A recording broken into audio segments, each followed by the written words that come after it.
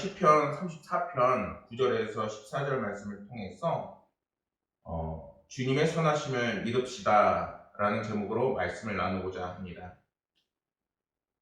오늘 함께 나눈 이 시편 34편의 말씀은 다윗이 사울의 추격을 피해서 도망치던 중에 블레셋의 왕 가드 아기스로부터 이제 그에게 자신을 의탁하게 되는데, 오히려 막상 가보니까 그 왕이 바로 골리앗을 아끼던 사람입니다. 골리앗은 누구냐? 바로 다윗이 죽인 그 블레셋의 장군이었습니다.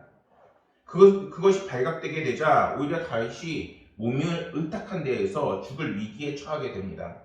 그 상황에서 하나님께서는 다윗에게 지혜를 더해 주시고 상황을 이끄시면서 그곳에서 극적으로 탈출해내는 상황이 바로 오늘 말씀의 배경입니다.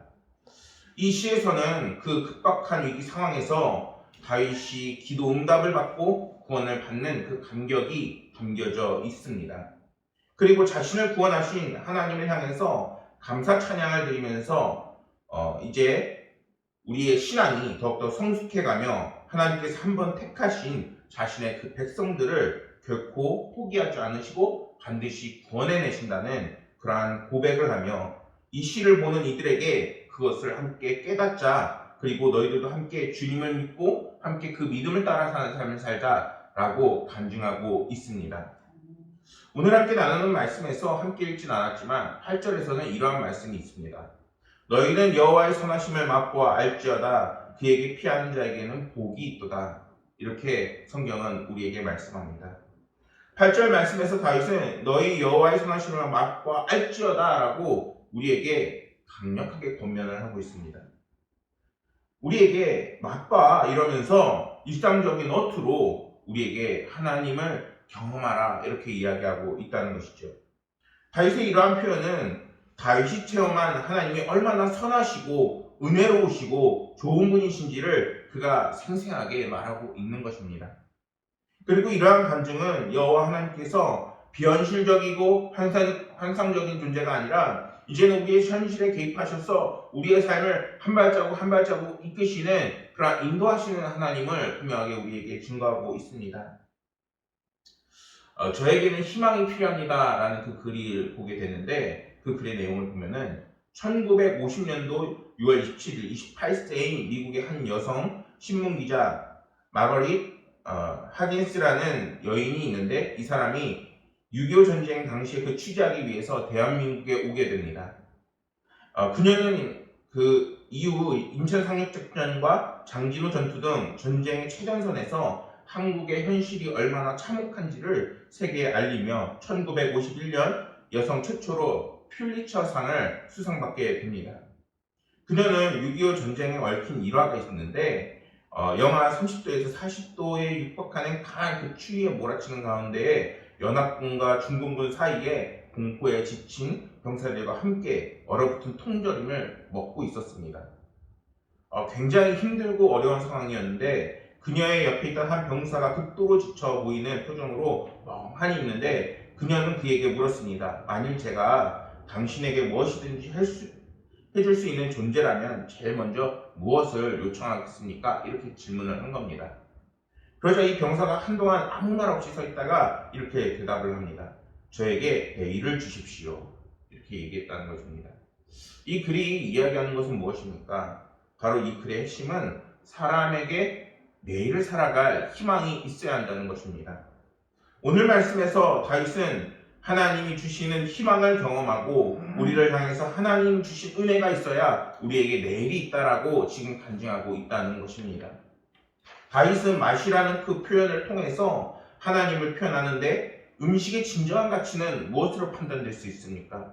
바로 우리가 체험하는 맛에 있습니다. 물론 음식이 보암직도 하고 먹음직도 해야 하지만 만약에 그러면서도 맛이 없다라고 하면은 그 맛은 가치가 없는 것이죠.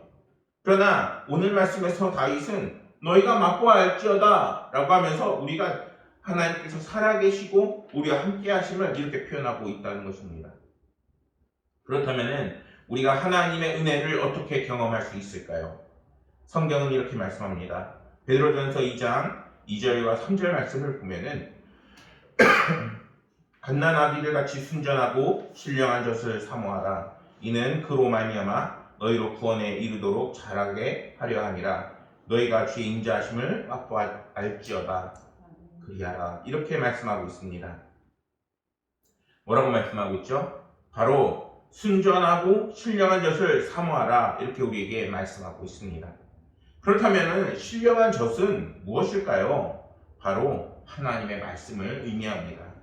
하나님께서는 성경 말씀을 통해서 우리에게 계시하시고 은혜를 부어주시고 앞날을 이제는 알려주시고 그리고 그 말씀을 이뤄나가시는 놀라우신 하나님이십니다.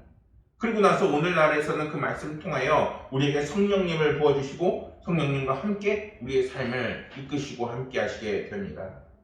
여러분, 오늘날 코로나가 우리의 삶 가운데 만연하고 질병과 재앙이 우리의 삶이 끊임없이 많지만 우리의 삶을 이제는 이끄시고 함께 하시는 하나님이 이미 성경 말씀을 통해서 우리의 삶을 책임지시고 함께 하시겠다는 것을 말씀하셨습니다. 우리는 세상에 현혹되는 것이 아니라 우리가 그 말씀을 붙잡고 그 말씀을 지팡이 삼아 이제는 여호와 하나님을 의지하며 우리의 2023년도를 승리하는 삶 가운데로 이끌 수 있어야 하는 것입니다. 10절 말씀에서 다윗은 젊은 사자는 궁핍하여 줄일지라도 여호와를 찾는 자는 모든 것에 부족함이 없다라고 분명하게 우리에게 고백을 합니다. 여기서 젊은 사자는 강한 힘을 상징하는 동물입니다. 자기의 힘과 능력을 의지해서 살아가는 사람들을 의미하는 것이죠. 때문에 이런 젊은 사자가 굶어 죽는다라고 생각한다면 어떻습니까? 아마 상상하기 힘들 것입니다. 그런데 다윗은 결국 이런 사자도 세상 속에 그냥 홀로 있게 되면은 말라 죽고 굶어 죽을 수밖에 없다라고 분명하게 이야기합니다. 다시 말해서 이 말씀은 자기의 힘과 능력을 의지하면서 살아가는 사람들이 결코 진정한 만족을 누리지 못하는 삶을 성경을 통해서 우리에게 알려주고 있는 것입니다. 자기의 힘과 능력을 의지해서 살아가는 사람들은 남부러울 것이 없는 것처럼 보이는 삶을 살지만 결국에는 진정한 은혜를 경험하지 못하고 말라가는 삶을 살 수밖에 없습니다. 하나님은 하나님의 은혜를 이제는 우리에게 부어주시려고 오늘날 우리를 교회로 초청하시고 또한 은혜를 부어주시고 우리와 동행할 것을 분명하게 말씀하십니다. 그것을 오늘 다윗을 통해서 우리에게 보여주시고 계신 것입니다. 성도들은 고난으로 인해 힘겹고 모든 것이 부족해 보이는 삶을 살 수도 있습니다. 그러나 하나님을 경외하는 사람들은 그 부족함이 클수록 하나님께서 그 부족함을 반드시 채워주시게 되어 있습니다. 이제는 우리가 풍족한 삶을 살 수 있는 것은 우리가 가진 것이 많아서가 아니라 하나님의 은혜로 이제는 채워주심을 받기 때문인 것입니다. 다윗만 보더라도 이 노래를 부르고 있을 때에 도망자 신세였고 그리고 블레셋에서 자신이 골리앗을 죽인 사람이라고 밝혀지자 결국에는 미친 사람으로 연기하면서 도망치는 상황이었습니다. 얼마나 궁핍하고 어려운 상황이었는지 우리는 상상조차 할 수 없는 것입니다. 그러나 그 고난과 어려움 가운데서도 하나님께서 나를 어떻게 사랑하셨고 구원하셨는지를 그의 입술을 통해서 하나님은 찬양받고 있는 것입니다. 그가 이렇게 고난 중에도 하나님을 찬양할 수 있었던 이유는 고난 중에도 하나님을 경외하는 다윗의 심령이 여호와 하나님으로 인해 만족을 누렸기 때문인 것입니다. 하나님은 다윗과 늘 함께 하심으로 그의 심령과 함께 하시고 그의 길을 인도하시고 그의 기도에 응답하시고 다윗에게 평안함을 누릴 수 있도록 도움을 주셨습니다. 2023년도 우리가 우리의 삶 속에서 끊임없이 우리의 마음을 흔들리게 만드는 일들이 일어날 수 있습니다.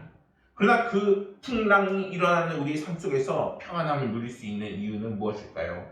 바로 주님께서 다윗과 같이 우리와 함께 하심을 분명하게 약속하고 계시기 때문인 것입니다. 이러한 다윗의 중심에는 하나님께서 자신을 책임져 주실 것이라는 확신이 그가 가운데 있었던 것입니다. 다윗은 이러한 은혜를 모든 사람들과 나누기를 원하고 오늘 이 시를 우리에게 이야기하고 있는 것입니다. 그래서 오늘 함께 나누는 말씀 11절 말씀을 보면은 너희 자녀들아 와서 내 말을 들으라. 내가 여호와를 경외하는 법을 너희에게 가르치리로다. 이렇게 이야기하고 있는 것입니다. 여러분, 성경 말씀에 우리를 귀를 기울이고 이제 우리의 심령이 하나님 앞에 집중되어져야 합니다. 그 말씀 안에서 하나님이 주시는 지혜가 담겨 있고 하나님을 신뢰하는 삶을 살 때 하나님께서는 우리의 삶을 반드시 책임져 주십니다. 바로 누구처럼? 바로 다윗처럼 말입니다. 그런데 오늘 본문 말씀에서 특징적이 있습니다. 그것은 바로 방금 이야기했던 것처럼 알지어다, 들으라, 따를지어다 말하면서 이제는 하나님의 말씀을 따라 살라고 강력하게 권면하고 있다는 것입니다. 그렇다면 다윗은 왜 이같이 그리스도인들에게 강력하게 권면하고 있는 것일까요? 그것은 그들이 자신의 간증을 통해 교훈을 얻고 여호와를 경외하는 법을 확실히 배우고 신앙의 성숙을 이뤄가는 삶을 살길 바라서인 것입니다. 칼럼 중에서 속옷을 2벌 가진 사람은 이라는 글을 보게 되었습니다. 옛날에 어떤 왕이 있었는데 무엇 하나 부족할 게 없었지만 전혀 행복하지 않은 사람이 있었습니다.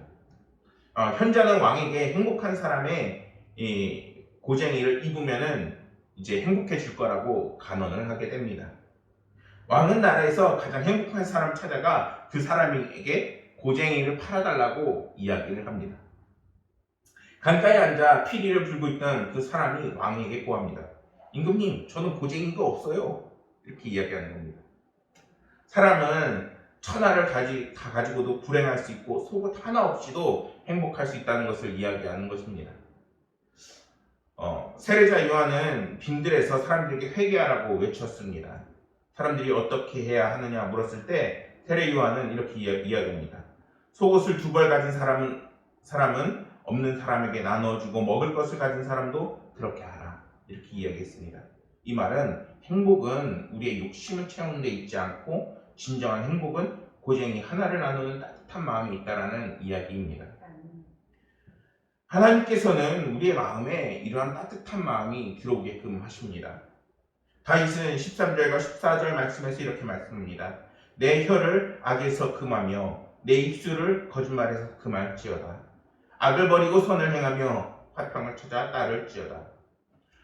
13절과 14절 말씀은 11절 말씀에서 말하는 여호와 경외함의 그 방법이, 그리고 12절 말씀에서 말하는 생명을 사모하고 장수하며 그리고 복받기를 원하는 사람의 그 조건이 바로 13절과 14절의 말씀이라고 이야기하고 있는 것입니다. 여호와를 경외하는 자는 이제는 복을 받고 복을 받기를 원하는 사람을 이제는 여호와를 경외해야 한다는 것입니다. 경외란 일반적으로 경건한 두려움을 가리키는 말입니다. 그러나 여기서 두려움이란 그 의미보다는 하나님을 존귀히 여기는 것을 말하는 것입니다. 여러분들 2023년도 이미 시작을 했고 이제는 여러분들 삶 가운데 이미 생각한 그 계획과 목표가 있습니다. 그것을 주관하시고 이끄시는 분은 과연 누구이십니까? 바로 하나님이십니다. 과연 그 속에서 나는 주님을 존귀히 여기고 내 삶의 중심에 계시는 인도자로서 우리는 주님을 모시고 있는 것일까요? 성경은 하나님을 경외하는 것이 추상적이지 않고 오히려 구체적인 그 방법을 우리에게 알려주고 있는 것입니다. 악한 말을 금지하며 둘째는 악을 버리고 선을 행하며 화평을 쫓으라. 이 모든 것을 우리의 힘으로 이룰 수 있습니까? 우리의 마음이 이미 악으로 가득 차면 우리의 입으로 그게 꺼내줄 수밖에 없습니다. 악을 버리고 선을 행하는 것도 마찬가지입니다. 우리가 선을 행하고 싶지만 우리 의로서 행하는 선이 아닙니다. 주님이 우리의 삶에 들어오셔서 우리의 삶이 이제는 세상의 풍파 가운데서도 평화를 얻고 이제는 정말 힘들고 어려운 상황 속에서도 이제는 화평을 쫓는 우리의 삶이 되기 위해서는 주님이 우리의 삶 가운데 들어오셔야 하는 것입니다. 이렇게 봤을 때 하나님을 경외한 것은 이제는 하나님과의 그 관계를 어떻게 맺어가느냐에 따라 달려있는 것입니다. 근데 그 관계가 마치 이렇게 보면은 하나님과 올바른 관계를 맺어라 이렇게 하는 그것이 우리 사람과 사람과의 그 관계에도 비춰볼 수가 있습니다. 특별히 바른 인간관계란 화평이란 말로 압축할 수가 있습니다. 다른 사람을 욕하거나 저주하고 속이면서 화평을 이룰 수 없는 것처럼 또 악한 행위를 하면서 화평을 이룰 수 없는 것처럼 악한 말과 행위를 이제 사람의 마음과 미움과 원망을 심어주고 결코 화평을 이룰 수 없는 것처럼 이제는 하나님과 바른 관계를 맺고 이제 하나님께 주신 그 마음을 갖고 이제는 하나님과 바른 관계를 가질 때에 우리의 삶 가운데의 그 관계도 다시 회복이 되어지는 것입니다. 무엇이 우리의 삶 가운데 가장 어렵습니까? 일이 안 되는 것이 힘들까요? 물론 그것도 힘들죠. 그런데 사람과의 그 관계가 깨어질 때 정말 힘들고 어렵습니다. 우리의 삶 가운데 이제는 화평을 쫓으라 라는 것은 이제는 단순히 우리의 삶 가운데 사람과의 관계를 포함해서 하나님과의 그 관계를 회복하고 우리의 삶 가운데 모든 관계가 하나님의 은혜로 덮어질 때에 우리의 삶 가운데 주님이 주시는 충만한 은혜가 우리의 삶 가운데 넘치게 되는 것입니다. 이처럼 그리스도인들은 하나님의 마음을 품어 그리고 더욱더 바른 관계를 맺어나가며 하나님을 경외할 수 있어야 하는 것입니다.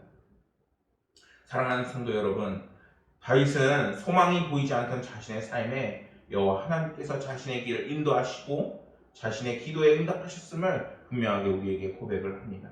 그리고 살아계신 하나님을 체험하는 삶을 되라고 합니다. 그것을 위해 이제는 우리가 화평을 쫓는 삶이 되어야 하는 것입니다. 화평은 관계 속에서 드러나게 됩니다. 바로 사람과 사람과의 관계, 하나님과 우리의 관계에서 드러나게 되는 것입니다. 그리고 그것을 통틀어 우리를 존귀하게 여기시는, 이제는 우리가 하나님을 존귀하게 여기는 삶이라고 말할 수 있게 되는 것입니다. 사랑하는 여러분, 이제는 주의 선하심을 믿어 그 믿음으로 이제는 하나님과 더욱더 화평한 관계를 맺으시고 2023년도가 하나님이 주시는 그 올바른 관계와 주의 선하심으로 주님이 주시는 복과 은혜로 늘 충만하시기를 간절히 소망하겠습니다. 기도하겠습니다. 하나님 아버지, 주님께서 우리에게 얼마나 선하심을 베푸시고 복을 베푸시는지를 다시 나누고, 이제는 그 관계가 2023년도에도 계속 이어질 수 있게끔 하나님과 올바른 관계를 맺고 사람들과 올바른 관계를 맺어야 함을 함께 나누었습니다. 하나님 아버지, 우리의 삶을 주관하여 주옵시고 우리의 삶의 중심이 되셔서 우리의 삶을 인도하여 주시옵소서. 내 힘으로는 2023년도를 복되게 승리할 수 있는 삶으로 살 수 없지만 주님께서는 우리에게 힘을 주시고 능력을 주시고 그 모든 것을 더욱더 잘 감당하게 이끄실 줄 믿습니다. 하나님 아빠, 주께서 우리 성도들에게 크신 은혜와 또한 힘을 주시고 삶을 인도하게 하실 것을 믿으며 모든 말씀 우리 구주 예수 그리스도 이름으로